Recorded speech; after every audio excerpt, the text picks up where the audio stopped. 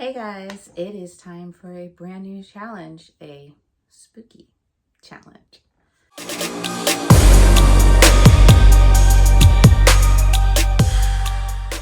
Hey guys, if you are new here, welcome to the Book Path. I'm Nicole, and if this isn't your first rodeo, thanks for sticking around. We did a very short, quick decor change, if you will. Little bit ahead of time, but it's okay because spooky season is upon us. And with that being said, there's a new seasonal spooky challenge hosted by Cassidy over at Covers with Cass. This is very similar to her Every Romantasy challenge. I will go ahead and leave links to both of the announcement videos for the Every Romantasy challenge as well as the seasonal spooky challenge. But we are here to talk about the seasonal spooky challenge. This is a challenge that you can take as long as you kind of need to during the spooky season. I think Cassidy said she is looking to do it for September, October, November. I'm going to try to do it between September and October. It might go into early November, but I'm going to try to really keep it as Halloween being the end date before we get into the rest of the holiday season.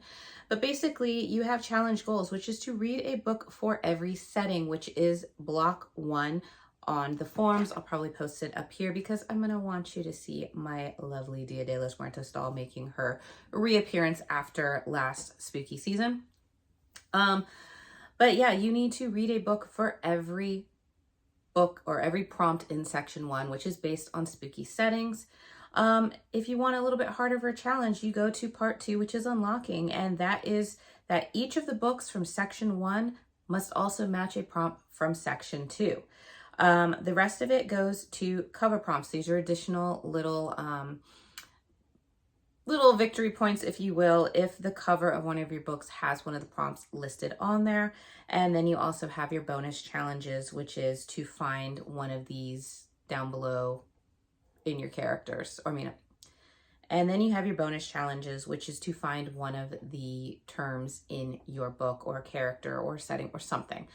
So we're going to go through each one and kind of see what I'm having done for these prompts. Obviously, for the harder part of this challenge, you have to match a book from section 1 with a book from section 2, basically using the same book for both prompts. You cannot double up on prompts in section 1. All 8 settings must be 8 different books. So at least the lowest amount of books you're going to be reading for this challenge is going to be 8 books. So the first prompt is to read a book in an urban setting. And for that, I am picking Swipe Right for Murder by Derek Millman. This is one I had recently gotten off our book haul, so it's coming in handy already. And basically, you have finding himself alone in a posh New York City hotel room for the night. Aiden does what any red-blooded 17-year-old would do. He tries to hook up with someone new. But that lapse in judgment leads him to a room with a dead guy and a mysterious flash drive, 2 things that spark an epic case of mistaken identity and put Aiden on the run from authorities, his friends, his family, and the people who are out to kill him, and especially from his troubled past. Inspired by an Alfred Hitchcock classic, this whirlwind caper has razor-sharp humor, devastating emotional stakes, and a thrilling storyline with explosive conclusion. It's impossible to put down or ever forget. So for the spookiness, it is the fact that it's kind of a murder mystery. Obviously, this is based off of an old Hitchcock. I'm curious to see which Hitchcock because I am familiar with those movies and love them, and they do give you a very eerie, spooky sense. So we're going to do this. Now for the unlocking prompts, I have decided to mix this one with a new author because I have never read from Derek Millman. So new author, urban setting, linked up and prompted, I guess. I don't know. So for our next setting is an iconic spooky setting, and that is one that takes place at a summer camp. And so for this, I have chosen The Lake by Natasha Preston. Basically, here we have Esme and Kayla once were campers at Camp Pine Lake. Now they're back as counselors in training. Esme loves the little girls in her cabin and thinks it's funny how scared they are of everything. The woods, the bugs, the boys, even swimming in the lake. It reminds her of how she and Kayla used to be before. Because Esme and Kayla did something terrible when they were campers, something they've kept a secret all these years. They vow that this summer will be awesome. 2 months of sun, s'mores, and flirting with the cute boy counselors. But then they get a message. The lake never forgets. The secret they've kept buried for so many years is about to resurface. So spookiness, lots of 90s summer camp, you know, Jason Voorhees. It just gives the vibes. So we're gonna go ahead and do this one. And to combo it with our unlocking prompt, we are doing this one with an audiobook. Now, I am reading the actual physical copy of it, but I know you can stretch the prompts. I know the audiobook is available on Libby, and I went there first, but there is a huge wait list for the audiobook. So I'm gonna go ahead and get the book as the backup for that, but it is available in audiobook. So we are doing this. For our third setting, it is to read something in an isolated setting. This could be a building, this could be a town, this could be whatever, but it has to be, you know, like an island, something where they can't get out. Everything in the story is going to take place basically in this one area. And so for this one, I decided to go with The Ritual by Chantal Tessier. This is a dark college romance, and I know not all of you guys think spooky romance, but I mean, obviously the cover is giving very dark romance. Dark romance can be spooky, and this all takes place on a college campus. So you have The Chosen One. Barrington University is home of the Lords, a secret society that requires their blood in payment. They are above all the most powerful in the world. They devote their life to violence in exchange for power, and their senior year, they are offered a chosen one. I vow, you vow, we vow. People think growing up with money is freeing, but I promise you it's not. My entire life has been planned out for me. I never got the chance to do what I wanted until Riot Alexander Archer came along and gave me an option for a better life. He offered me what no one else ever had, freedom. I chose to be his. That's what he made me believe anyway. But it was just another lie, a way that the Lords manipulate you into doing what they want. After being sucked into the dark, twisted world of the Lords, I embraced my new role and allowed Riot to parade me around like the trophy I was to him. But like all things, what started out as a game soon became a fight for survival, and the only way out was death. So, like I said, creepy, creepy cover. Heard this was really good. So we shall see how spooky, because obviously secret society, blood, death, I mean, it's going to be interesting. And so to unlock this one, we are going with a book I didn't buy, because I didn't buy this. This is actually on loan from my mother-in-law. She read it. She said it was really good. Very, very steamy. She did give me that warning, which I thought was funny coming from her, but I'm like, we'll get there and we'll see how I feel about it. But it looks like it's going to be a good one. So next up is to read a book that is set in a small town. So a little bit different from the isolated setting in that this one can only be a small town. For that one, I am going with the third book in the Good Girls Guide to Murder series, and that is As Good as Dead by Holly Jackson. I've been really enjoying the Good Girls Guide to Murder series. I did try to watch the show a little bit, but stuff wasn't making sense to me because I think the show might have taken a different road. The show might have taken a different road than the book. I'm not sure. But anyway, we're going to go ahead and go with this one because I know at least in the first two books, it does take place in the town in which Pip lives. This one, I think she's going off to college, but it's going to still be that kind of small town setting for me, and I might be stretching the prompt, but that's okay. So basically, we have Pip is about to head to college, but she's still haunted by the way her last investigation ended. She's used to online death threats in the wake of her viral true crime podcast, but she can't help noticing an anonymous person who keeps asking her, who will look for you when you are the one who disappears? Soon the threats escalate and Pip realizes that someone is following her in real life. When she starts to find connections between her stalker and a local serial killer caught 6 years ago, she wonders if maybe the wrong man is behind bars. Police refuse to act. So Pip has only one choice, find the suspect herself, or be the next victim. As the deadly game plays out, Pip discovers that everything in her small town is coming full circle, and if she doesn't find the answers this time, she will be the one who disappears. So even in the description it says small town. I mean, I couldn't have planned that better.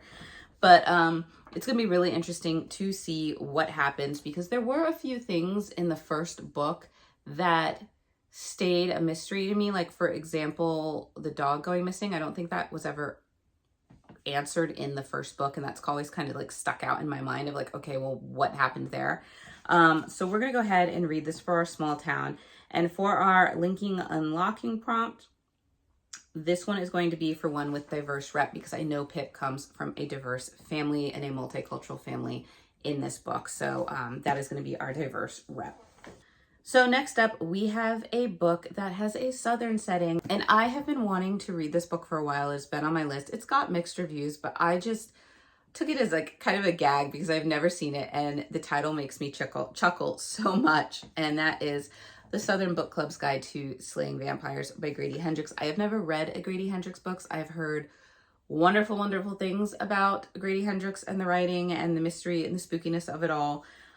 But obviously I'm going to go with this one because this one just sounds like it's going to be a combination of possible laughter and, spookiness as well. But this is basically, you have Patricia Campbell's life has never felt smaller. Her husband is a workaholic. Her teenage kids have lives of their own. Her senile mother-in-law needs constant care, and she's always a step behind on her endless to-do list. I know the feeling for that one. The only thing keeping her sane is her book club, a close-knit group of Charleston women united by their love of true crime. Then James Harris walks into her life during the summer of 1993. He makes her feel things she hasn't felt in years. But when children on the other side of town go missing, Patricia wonders if he's connected. Is he a Brad Pitt, a Bundy, or something much worse? And I'm like, I just have a feeling I'm going to have some chuckles out of this one. So it should be a fun one. I'm going to link this one up with a book that's on someone else's TBR because I have seen this come up. I think Becca in the Books might have done it a while ago. It was older TBRs because this is an older book. It hasn't, I think it came out, let me see. It looks like it was 2020 maybe. Yeah, 2020. So, I mean, 4 years ago. So it was on a few ones. I had seen it on book hauls. I had seen it on a few TBRs. It's gotten mixed reviews, but we're going to do it because why not? Okay, so for our next setting, we have the epic haunted house setting. And for this one, I thought I was going to take a little route, a little road down a classical twist on this and explore the book that was basically the basis for one of my favorite old classic films of all time. And that is The Ghost and Mrs. Muir by R.A. Dick. I love The Ghost of Mrs. Muir. I have it on DVD. It's such a fun little black and white, spooky movie. So I'm very curious to see, because I saw that there were two different versions of the book, that there was one that was kind of written either while the book was going on, while the movie was going on, or shortly after the movie. And then there was one that's actually the real basis for the movie. And so I'm going with that one. And that is, burdened by debt after her husband's death, Lucy Muir insists on moving into the very cheap Gull Cottage in the quaint seaside village of Whitecliff, despite multiple warnings that the house is haunted. Upon discovering the rumors to be true, the young widow ends up forming a special companionship with the ghost of a handsome former sea captain, Daniel Gregg, not to be confused with the actor who has a very similar name. Through the struggles of supporting her children, seeking out romance from the wrong places, and working to publish the captain's story as a book, Blood and Swash, Lucy finds her secret relationship with Captain Gregg a comfort and blossoming love she could never have predicted. Originally published in 1945, made into a movie in 1947, and later adapted into a television sitcom in 1968, this romantic tale explores how love can develop without boundaries, both in this life and beyond. So it's a ghostly romance story set in a haunted cottage or haunted house on the seaside. So I really want to look for, I'm going to order this one. I haven't yet, but I'm going to order this one because like I said, it's one of the classic films that I love. I truly recommend the film. It's fantastic. And for the unlocking prompt for this one, we are going to do a novella because I think this book is a pretty short one. It says it's only like 174 pages. So, I mean, that's going to be a little bit of a shorter read. So I'm going to go ahead and include that in the novella because I think they said anything like under 200 or 250. It's going to be good. So we're going to do that one for the haunted house prompt. For our 7th prompt, which is the setting is coastal, you have to choose a book that basically takes place by the sea. And I know we could have used The Ghost and Mrs. Muir, but out of all the haunted house books that kept showing up, that one was just, it won my heart. You knew it was going to happen. So I decided to go with another coastal book, and that is to read The Midnight Feast by Lucy Foley. This one is basically It's opening night of the manor, and no expense, small or large, has been spared. The infinity pool sparkles. Crystal pouches for guests' healing have been placed in the seaside cottages and woodland hutches. The Manor Mule cocktail, grapefruit, ginger, vodka, and a dash of CBD oil, is being poured with a heavy hand. Everyone is wearing linen. And yet, just outside the manor's immaculately kept grounds, an ancient forest bristles with secrets. The local community resents what they see as the manor's intrusion into the local woods and attempts to privatize the beach, and small skirmishes have erupted on the edges of the property between locals and the staff. And the whispers keep coming about an old piece of pagan folklore. It must be folklore. The Nightbirds, an avenging force that can be called upon to make right the wrongs that elude the law, though surely everything at the manor has been done above board. On the Sunday morning of the opening weekend, the local police are called. There's been a fire. A body's been discovered. Something's not right with the guest. What's happened on the grounds of the manor in the past 36 hours, and who or what is the cause? Everyone has an agenda. Everyone has a past, but not everyone will survive the midnight feast. So, very intriguing little murder mystery with a touch of the paranormal in this one. And it just sounds interesting. So, we are going to unlock this one using the new release prompt as well, because this is a new release. I believe this came out in, yes, 2024. So it is a current year release, making it a new release. So we're going to do that.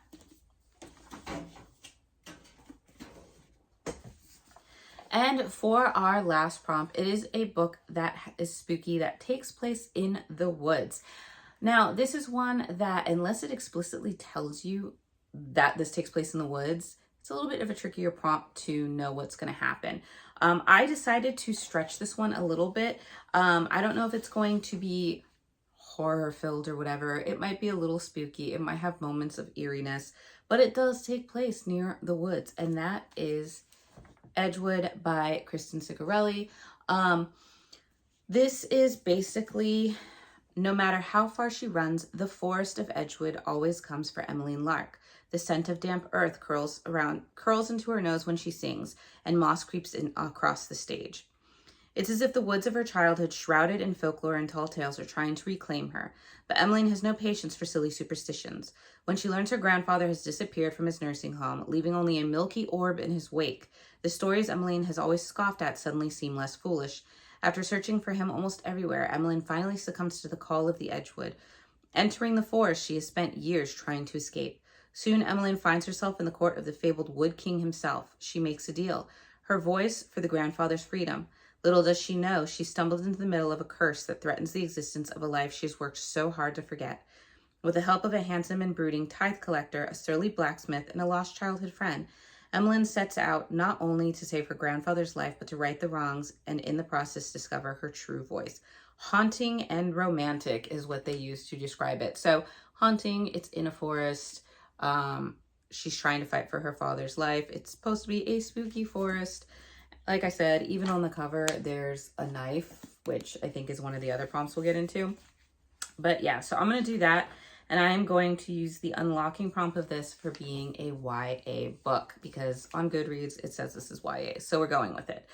Now, we also have some cover prompts. And for these, I don't have all of them covered, so I might need to read a little extra. We shall see what happens. But this is basically, you get extra points or bonus bragging points, whatever you want to do, for a book that has on the cover one of these items. So the first one has hands. None of my books have hands on it. There is one I'm looking to order that does have hands on it that I think is a paranormal book. So that one I might read in addition to all of it. Next is a window, and I'm using the Ghost and Mrs. Muir for this because in the French edition of the book, there is a window on the cover. So it's a little bit of a stretch, but it fits it. Next is to have a weapon on the cover. So we are obviously going to use Edgewood because she is holding a knife dipped in blood. So that is going to go there. Next up is an animal on the cover. And interestingly enough, there are no animals on any of the covers. So I might have to read something. I know I have a few books I can choose from that are spooky that do have like birds on the cover, like a raven or a crow or something. So I might go with one of those. Next up is something that has blood on the cover, and since I'm using Edgewood for the weapon prompt, I could use it, but I also have the Southern Book Club's Guide to Slaying Vampires, because we have some blood on there. And I mean, if I really wanted to, I could use Edgewood as well, because there was blood on the dagger, but we're gonna go with that. And then next up, we have a book that has tech on the cover, which I thought was really interesting for spooky, but I am going to go with Swipe Right for Murder, because you have all these little, like, if you see these up on here, they have this little red dot. So it looks like all this video camera footage on here. And then even like a clock counter down below. So I'm going to count that as tech, because it looks like even here on this one, it looks like the outline of a cell phone, and it's capturing or recording the imagery. So that's going to be tech for me. And then we have an eyeball on the cover. This might be a stretch, because maybe they're talking about the actual whole entire like eyeball. But I'm going to use this one, and it's because on the cover of The Ritual, one eye is darkened out. You can't see it. So there's only one eyeball, or one eye, that is showing. So I'm going to stretch the prompt and use this one. However, if I do end up reading a different book that does have an eyeball on it, I might use that one. And then for the last of the cover prompts is to read something that has water on the cover. So of course we're going to go with the lake, because it's literally water on the cover, because it's the lake. So we're going to have a few of those. I'm going to have to try to find the hands and the animal one. And then we also have a bonus challenge to find them in your book. And it is vampires, which obviously I'm assuming Southern Guide Killing Vampires is going to have vampires. Cults, which may or may not be in The Ritual. I'm not sure. Cannibals, which is going to possibly be one that I just don't find, or maybe I will see if I can switch that out with some other spooky creature character. Mixed media, which I'm pretty sure we're going to see in the Swipe Right for Murder, considering they had all that tech on the cover and it's the chase. Ghosts, which we have the Ghost of Mrs. Muir, so obviously that one's going to be accomplished, and a serial killer, which we are seeing in I Know As Good As It Gets, and possibly one or two of the other books. So we are going to have a few of those done. So it's going to be a very interesting readathon. Like I said, I think you have September, October, and November. I'm going to try to knock some of these out next month in Magical Readathon. I think there's at least 2 that I can use in some of the prompts. And we're just going to try to bulldoze through them and see what we get done. Other than that, let me know if you guys are participating in the Spooky Challenge Readathon. Let me know if this has sparked your interest in joining the Readathon. And if so, let me know what you guys are reading. Leave a link to, if you're going to do a video, shout out at me on Instagram. If you're going to post there what you're reading, let me know. I want to know, because maybe I might steal from your TBR if I need something. But other than that, I hope you are doing well as we get into the spooky season and the fall. And you know, all your fall special drinks coming back, if that is your thing, if decorating your house is your thing for spooky season, the trick-or-treating, the costumes, just all the fun, just festive parts as we start the beginning of this holiday season. I know it's a little early for that, but I'm still going to wish you well on the spooky season. And with that, I hope you guys are doing well. Dress warm as the weather starts to turn for you. Get out to watch the leaves change if you can, if that is something that happens in your area. And just be well. And I will see you guys in the next video. Bye.